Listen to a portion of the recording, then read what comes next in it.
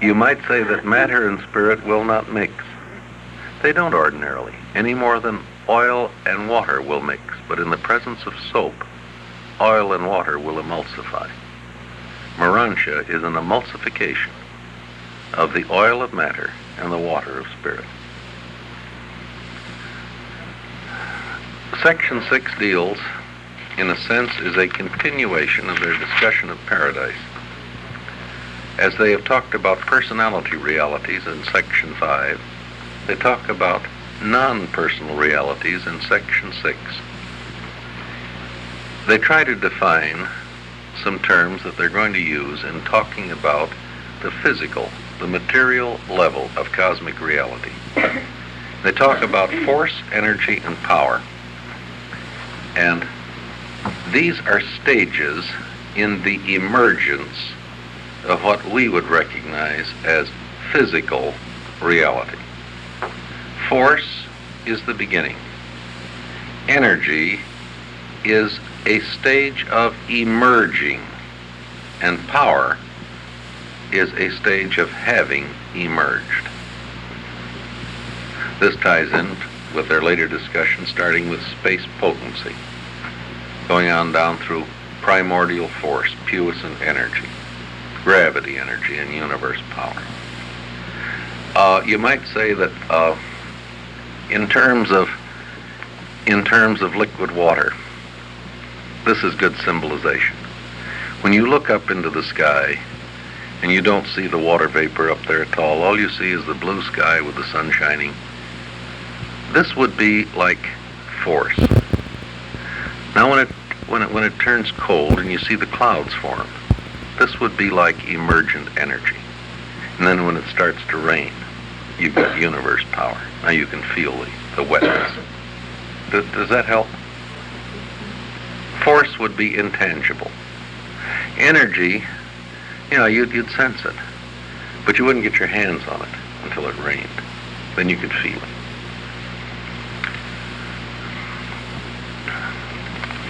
They point out that mind always means somebody is doing something. There's administration if there's mind. Mind never is generated out of matter. Mind is put into matter. And they talk about pattern, which is a very interesting bit of discussion here. They point out that pattern is a very real thing, but it's hard to put your hands on. We're very unhappy if we have unfortunate patterns. We call that being homely, being ugly. The whole beauty industry is built up around the improvement of the human pattern. Our forms are patterns. A spiral nebula is a pattern. A triangle is a pattern. And the reason that these patterns appear is because the universe is full of energy, material, spiritual, mindal. And the universe has personalities in it, and personalities are always trying to order the manifestation of energy. So patterns are always appearing. Elsewhere in the papers, they speak of the forms of ascenders as being patterns, which become increasingly responsive to the purpose and action of the inner personality. And I've long suspected that one of the main reasons we'll have for trying to grow in grace on the mansion worlds is, if we are ugly on the inside, we will jolly well look ugly on the outside. And the only Helena Rubinstein you can visit is the house cleaning of your own soul. And when you begin to be good on the inside, you will begin to look beautiful on the outside. This is even true in them. As you write, as the hand of experience writes on your face, the blank pages take on the aspect of your personality. I put it in my words, we can't avoid wrinkles, but we have a choice as to which kind, the frowning kind or the smiling kind. You can choose which kind of wrinkles. that you choose, that you want to wind up with. The next 4 sections of the foreword are a discussion of experiential deity. And here they use the word experiential in contrast to the word existential. Let's see what the word experience means. It means that it's something that you learn by living through. And because of this, you grow in wisdom, you grow in judgment, you grow in capacity.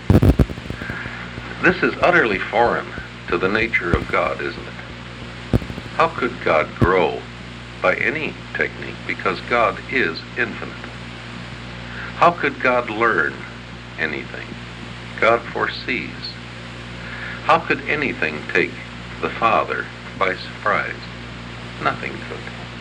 God is beyond experience, isn't he? His nature shuts him off from all things experiential directly. He might experience vicariously in thought gestures, but never directly. And as it is with the Father, so it is with the Son and the Spirit. These beings are existential deities. They are beyond experience. They are without beginning or ending of days. The Father's infinity could hardly increase, could it? If he starts out as infinite, what can be added to him? Now, the Supreme Being, the sevenfold, the ultimate, and God the Absolute, are experiential deities. Let's leave God the sevenfold for the moment. The Universal Father is engaged in augmenting deity. Having started with 3, he is adding 3. And all of these expressions of deity are experiential. They have origins, historic origins. They have beginnings. They know growth. They know setbacks, if you please. As the Supreme Being is growing in time and space, I would say the Lucifer rebellion is like a cancer taking place within the Supreme. And if you'll recall, they isolated the system of Satania, much as white leukocytes would wall off an infection in the human body. The Supreme Being is finite deity, is growing deity. The Supreme Being compensates God for the lack of experience of never having been finite. Through the Supreme, God can know what it would be like to have an origin and to grow. The Supreme Being compensates man for his inability ever really to understand an infinite God. We're told that God is the first truth and the last fact.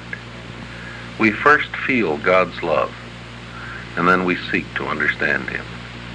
But that quest will never end. There are only 2 beings who understand God, and that's the Eternal Son and the Infinite Spirit. They can because they have infinite comprehension capacity.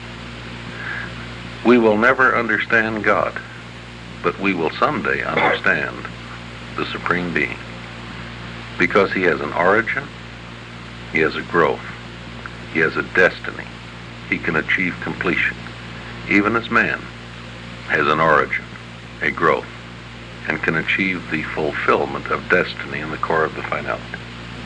The Supreme Being is God as he can be understood by finite creatures.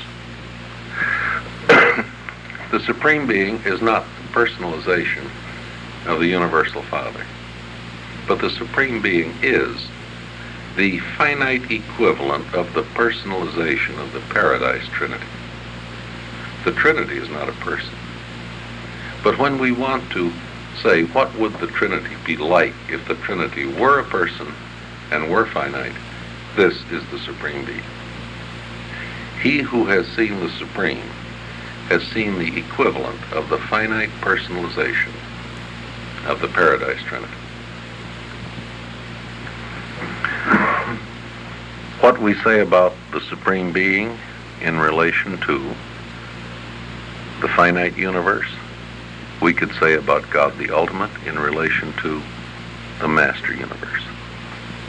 This is the personification of the Trinity in relation to the Master Universe, and as comprehensible by beings that are more than finite. And someday that will include us.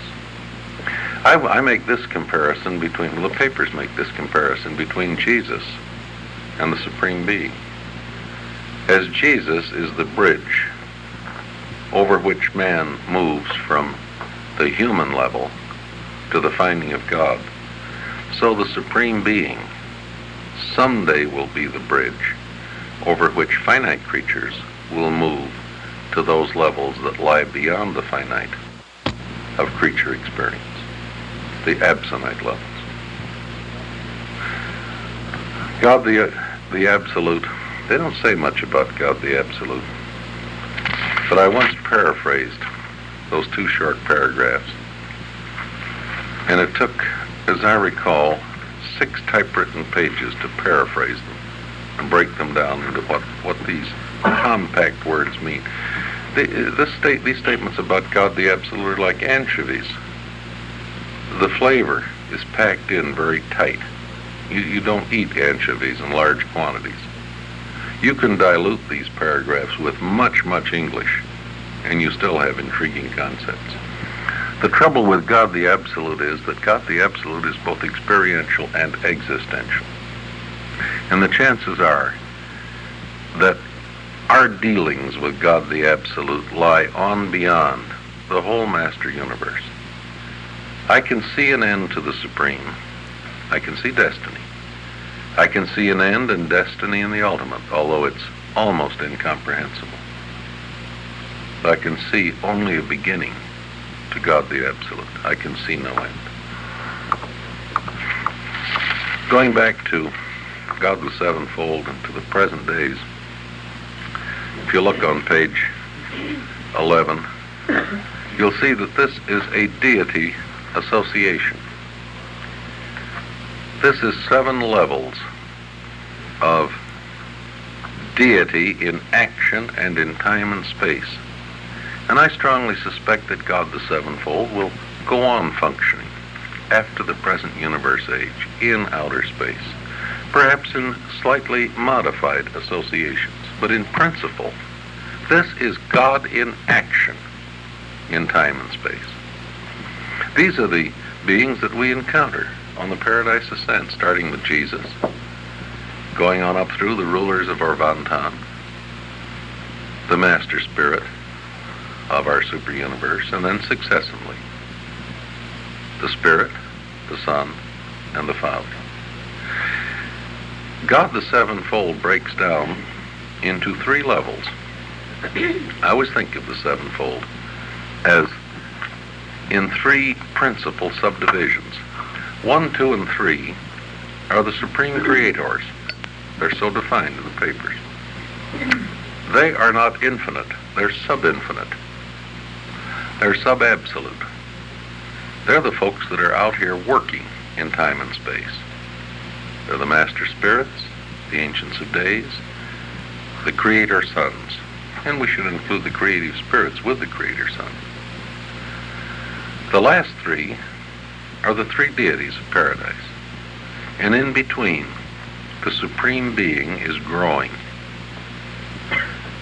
As the first 3 levels collaborate with the last 3 levels, this is the essence of the growth of the power of the Supreme Being.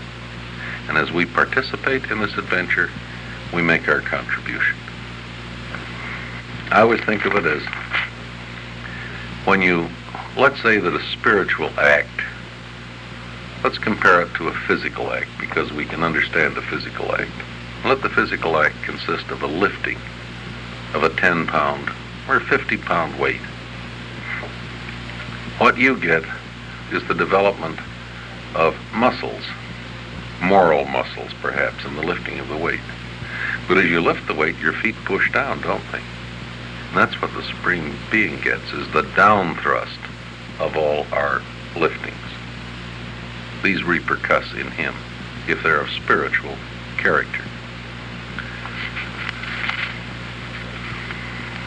Section 11 is a very simple section dealing with the three absolutes.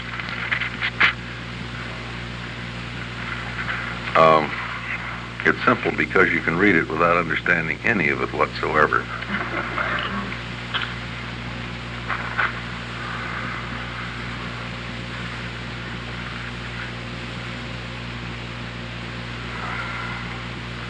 These three absolutes are, in a sense, the potentials out of which future things are drawn.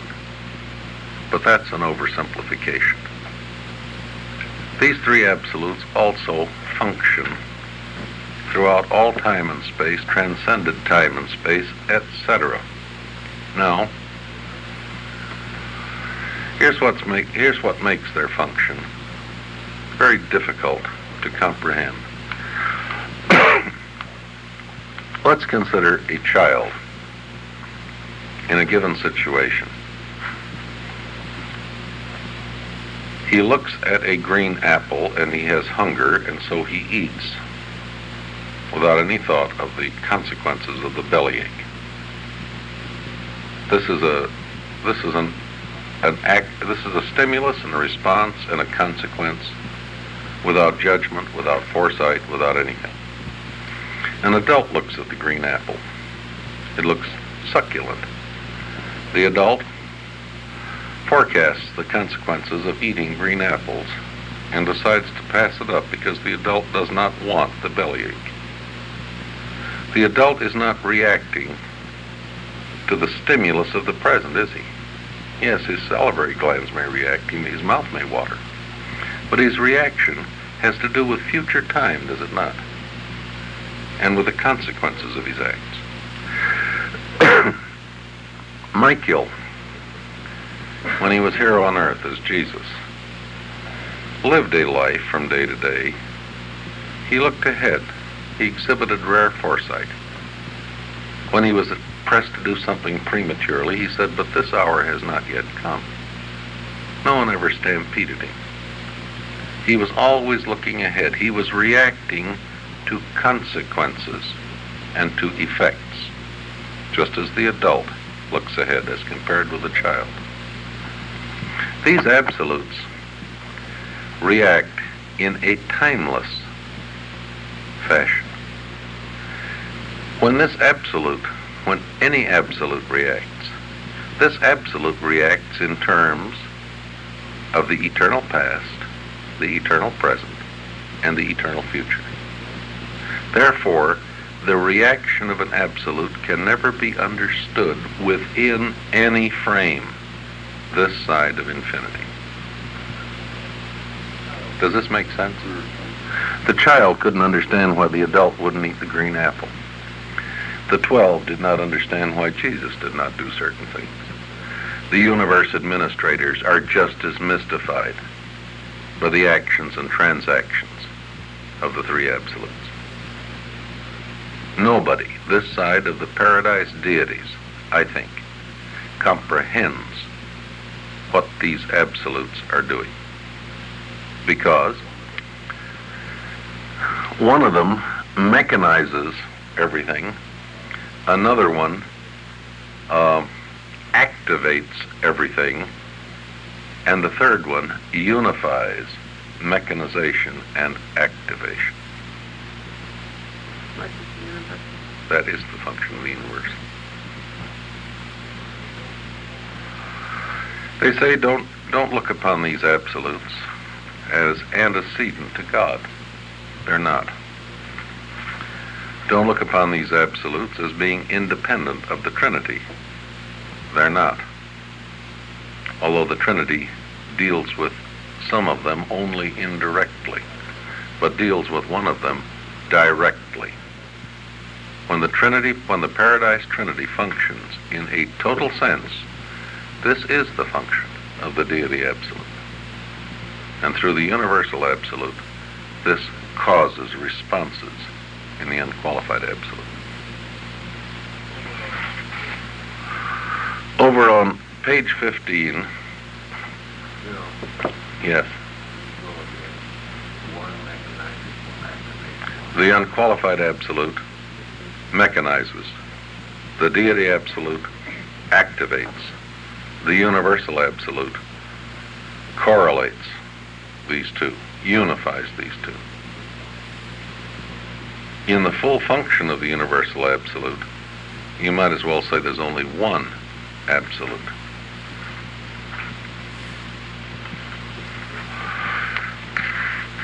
Page 15 has some of the most difficult English in the papers.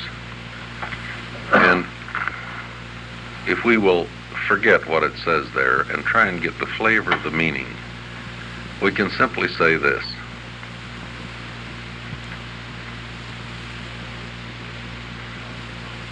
The thing that makes it possible to have God and man in the same universe is the universal absolute, who, like Samson, holds up the temple and keeps the infinity of God from crushing the imperfection of man.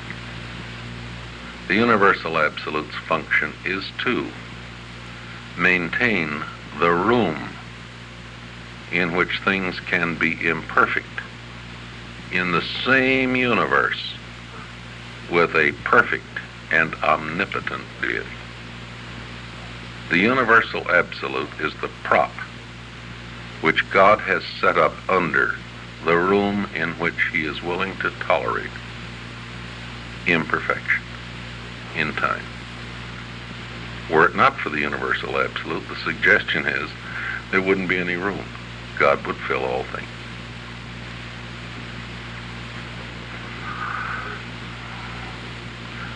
I will give you my personal opinion of the universal absolute. The universal absolute is a symbol indicating our inability to find the infinite. The universal absolute is a symbol indicating our inability to find the infinite, God as infinite.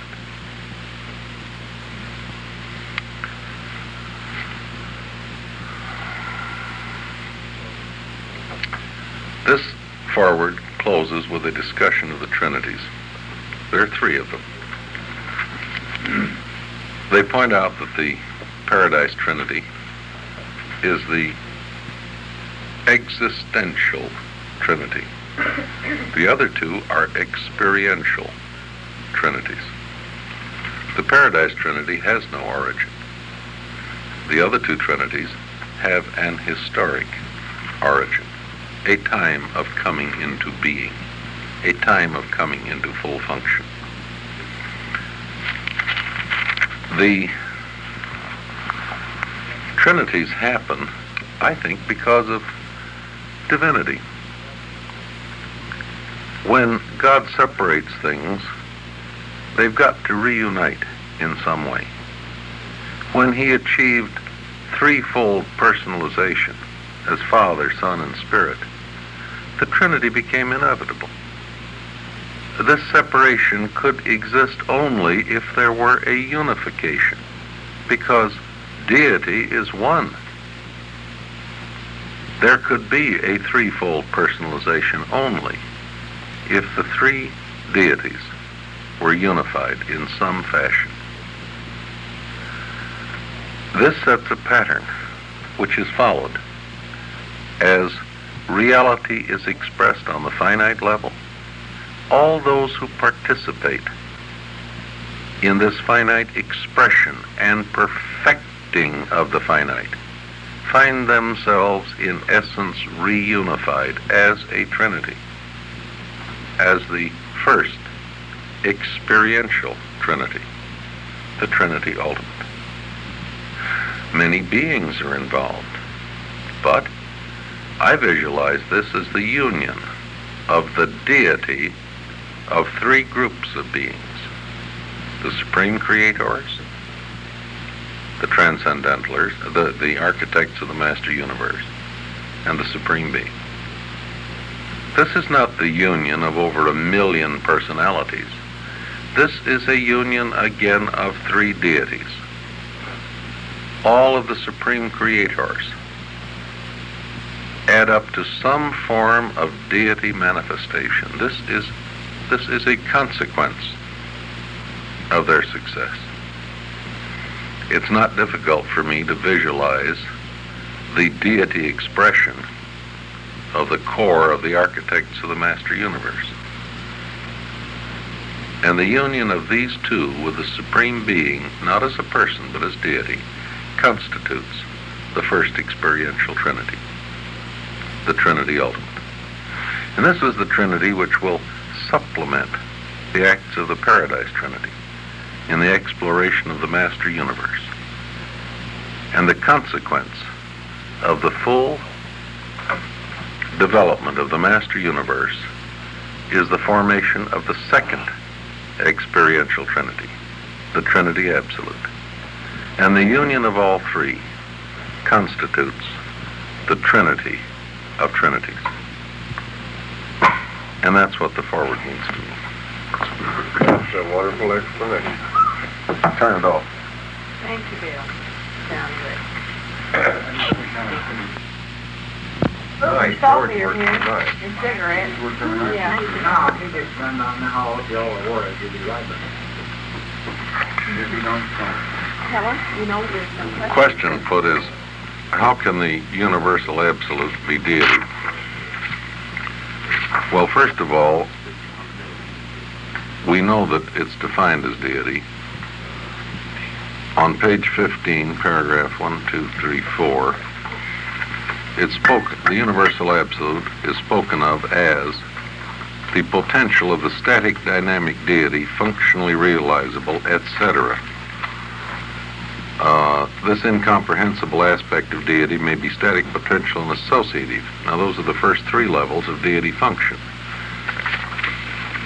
I want to go elsewhere for help, because this is a rough one to try to answer. Yes, it is.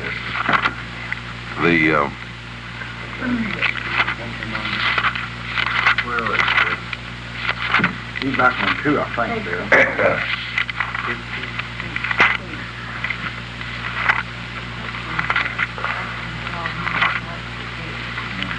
Over on page 1154, we can get a little help.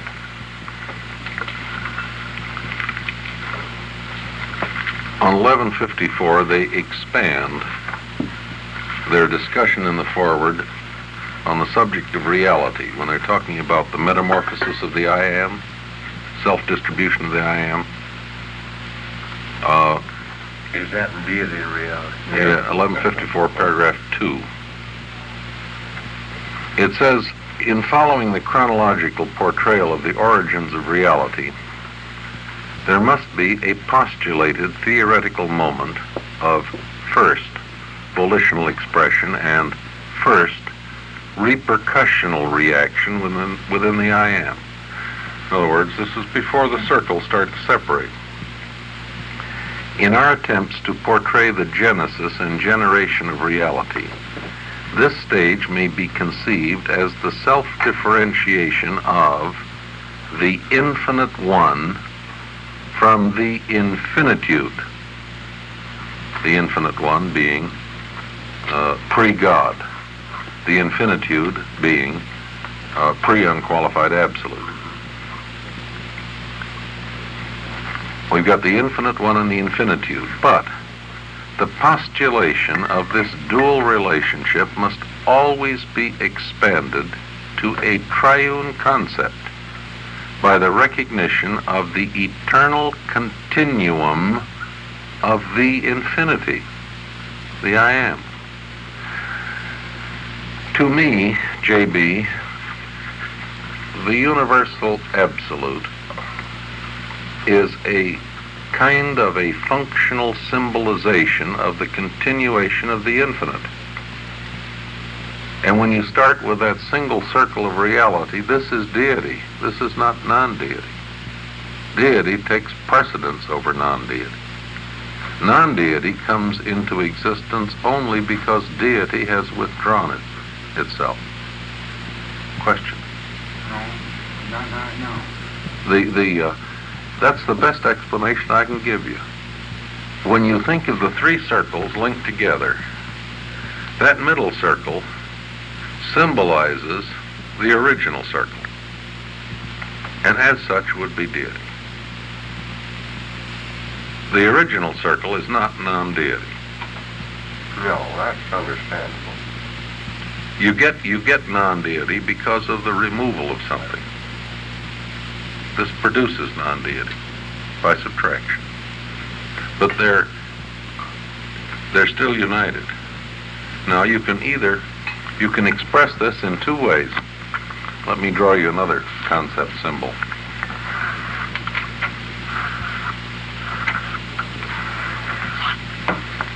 Here I've got three circles linked, and I've got all my three links in the chain surrounded by one circle. We can't find the large circle, but we can symbolize it by considering the middle circle of the three chain link. That's the best explanation I can offer you. I think if you could ever finalize God the Absolute, I think you'd have one absolute. And then I think the universal absolute would become revealed as the concealed infinite. Oh. But I don't think the universal absolute will ever cease to exist, because this would mean we would have reached the end of eternity and the outer edge of infinity. And those are self-contradictory statements. Visualize the Trinity of Trinities. Got three trinities on the bottom level. You got three experiential deities on the next level, but one of them is not complete. And as long as God the Absolute is incomplete, the third level is the universal absolute. But if he could ever complete God the Absolute, this would absorb all three absolutes and would experientialize all three. And then I think on the third level you'd have the infinite.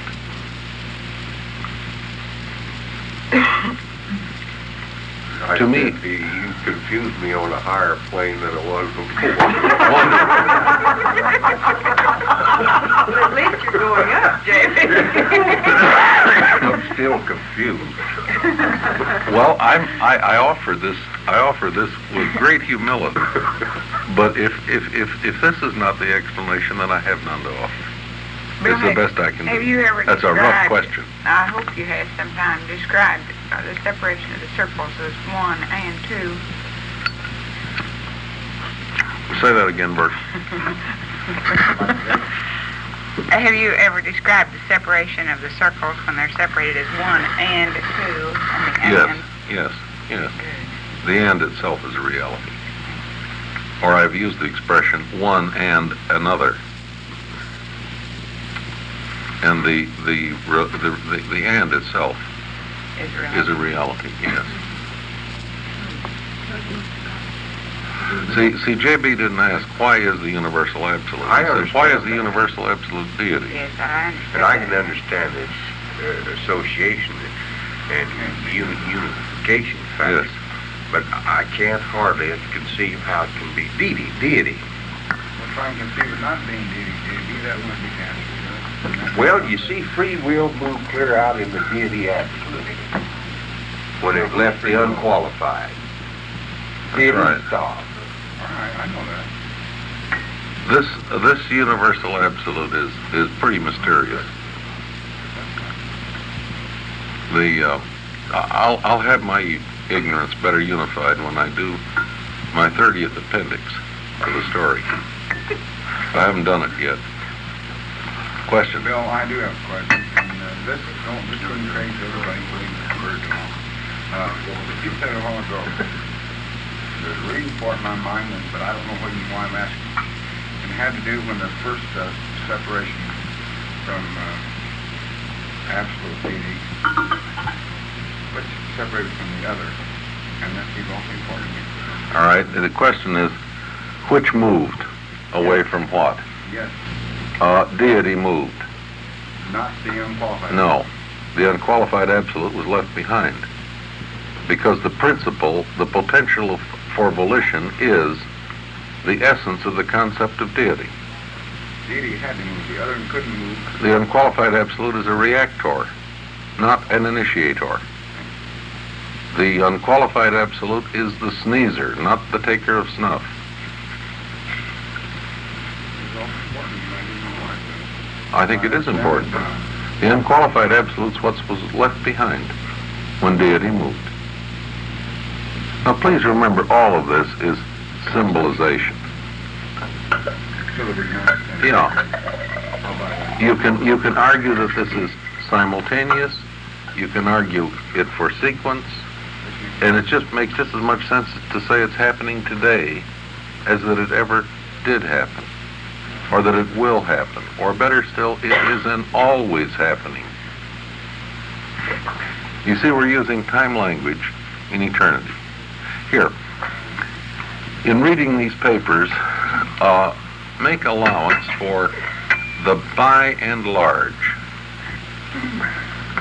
Now, a statement like this might be made in the papers.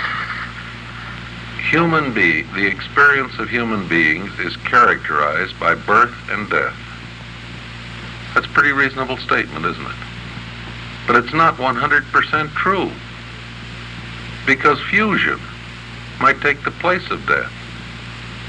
But that's so nearly 100% true that it might be made in the papers as virtually an absolute statement. It's near absolute.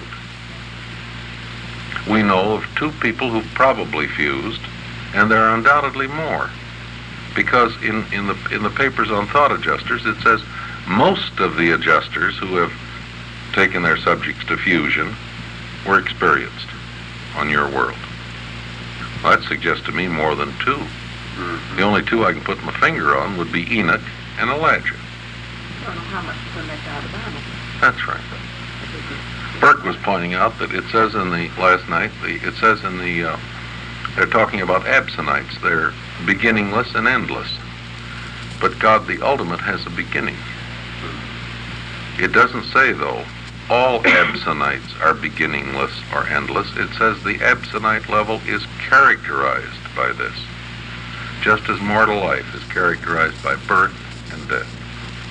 Had Jesus been an ordinary person, he would never have died. He'd have fused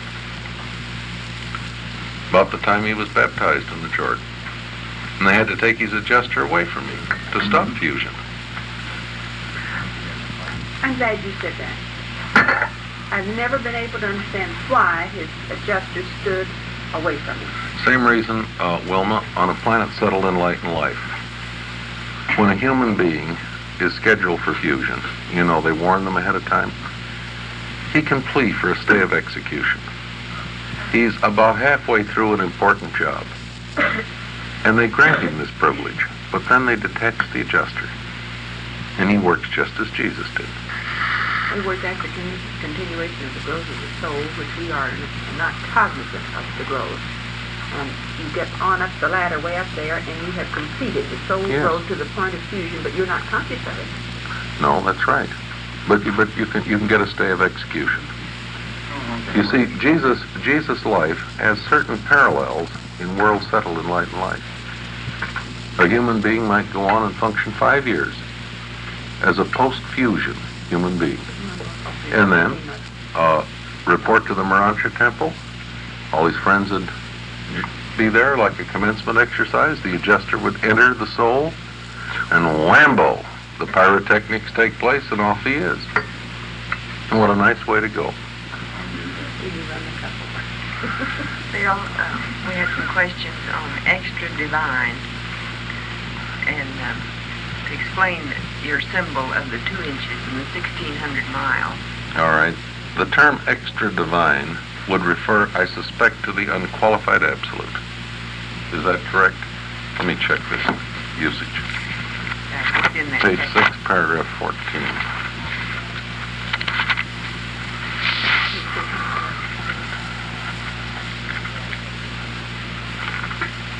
The unqualified absolute is non-personal, extra-divine, and undeified. Divinity is the characteristic unifying quality of deity. This is not deity. Hence, the unqualified absolute discloses no aspects of divinity.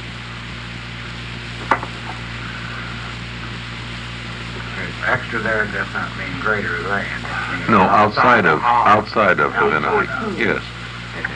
You could, it sounds better to say extra divine than undivine. Undivine has a connotation of evil. The unqualified absolute is not evil, but is not in any way related to divinity, per se.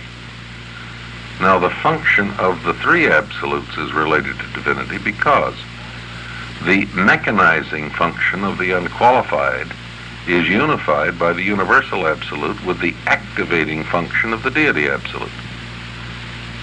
So the total absolute is not extra divine, only this aspect of the absolute.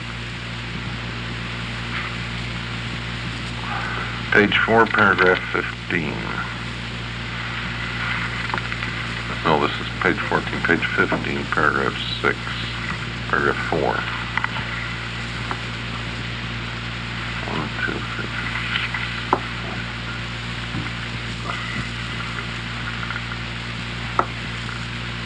Paragraph 4, page 15. 1, 2, 3, 4. You're left. I can't find extra divine in paragraph 4. It's over here on 14. Maybe it's in 6, 1, 2.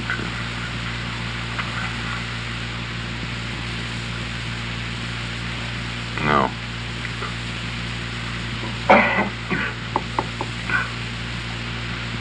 I think that would be my interpretation of the word extra divine. A much better choice than the word undivine. Just like 5 said. It's not antagonistic to divinity. No. But it's outside of. But it's outside of. And obviously does not connote greater than. Yeah. See, this absolute is not personal, has no divinity, is not a creator. And you can't understand it. You can't use fact, truth, experience, revelation, philosophy, or super philosophy, epsonity, to understand it. And that's why I shudder when I glibly explain it. There's a question here about 2 inches versus 1,600 miles, where we're talking about, that must be the firehouse.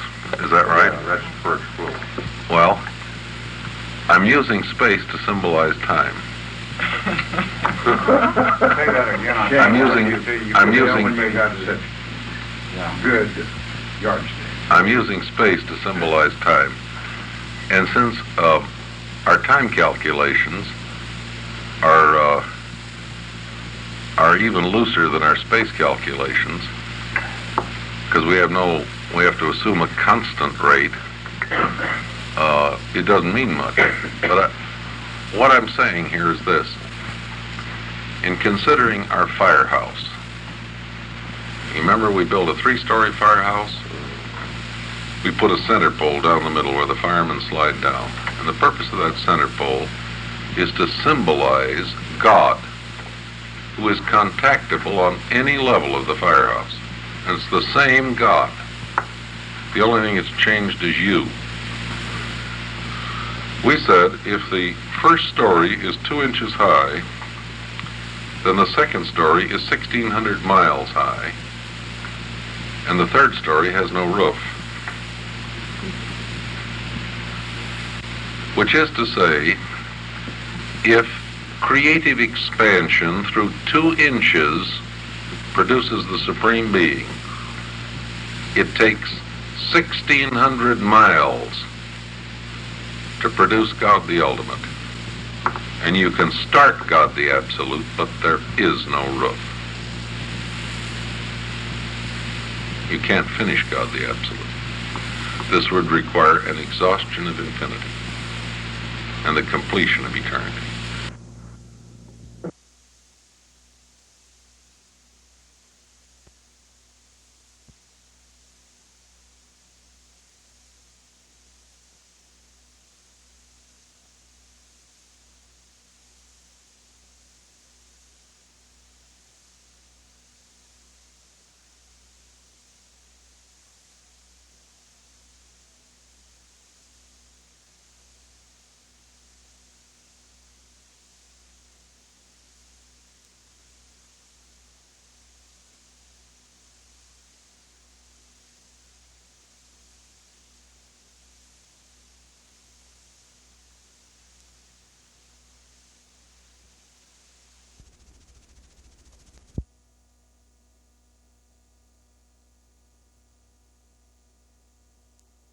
Secondary midwives wait a long time to get this.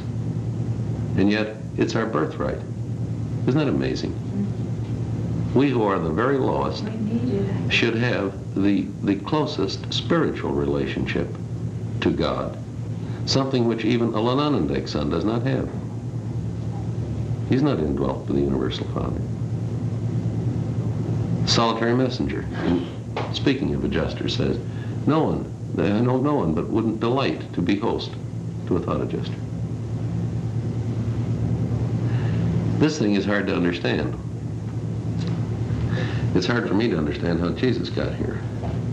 But the author of the paper dealing with the world of the Father says, the evolution of the immortal soul, its fusion with the adjuster, and the making of these two antipodal creatures, one being, is a great mystery to us.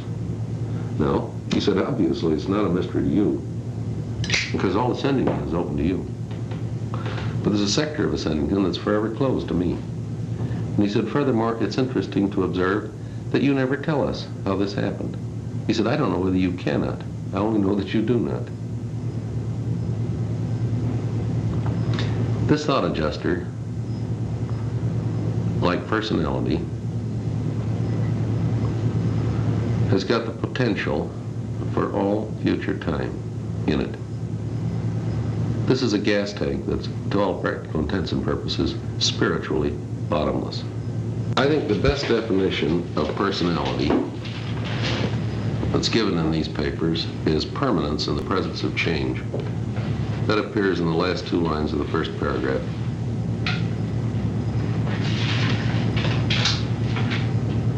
And how can our personalities be unchanging when we change so? Well, let's look at it this way. Let's compare a human being to a necklace of